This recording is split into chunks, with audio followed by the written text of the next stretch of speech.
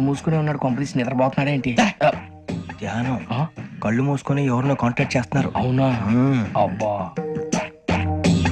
రామ్ ప్రసాద్, నీకు నిజం చెప్పాలంటే బాధగా ఉంది, కానీ చెప్పక తప్పదు.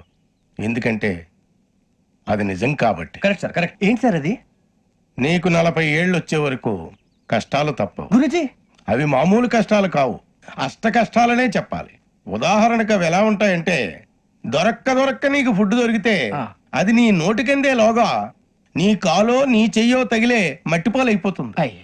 నీ వాకలికి తట్టుకోలేక అప్పు కోసం ఎండను పడి వెళితే అక్కడ తాళం వేసి ఉంటుంది. మరో కఠోరమైన నిజమేమిటంటే, నీ దరిద్రాన్ని చూసి భరించలేక నీ భార్య లేచి వెళ్ళిపోతుంది. ఒక్కతేనా ఎవరితోనన్నా? తప్పు.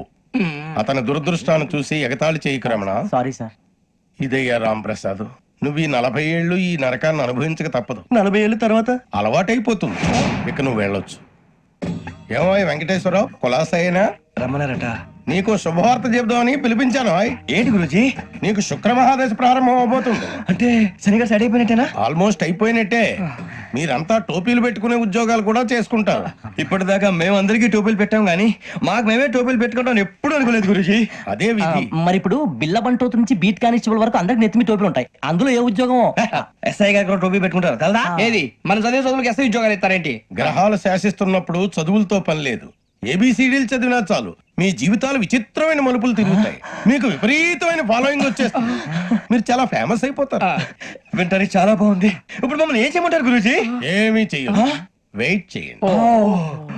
కాలం కలిసి వస్తే అదృష్టమే మిమ్మల్ని గేలం వేసి పట్టుకుంటుంది. అంతవరకు వెయిట్ చేయండి. వెయిట్ చేసి కొంచెం వెయిట్ కూడా పెరిగింది. అయినా పర్వాలేదు, వెయిట్ చేస్తాం. అందాక ఏ అప్పు సపోర్ట్ చేసుకుని తాగుతాం. బ్రతుకుతాం అన్నట్టు అప్పు అంటే గుర్తొచ్చింది. అప్పు మీద మీ అభిప్రాయం ఏంటి గురూజీ?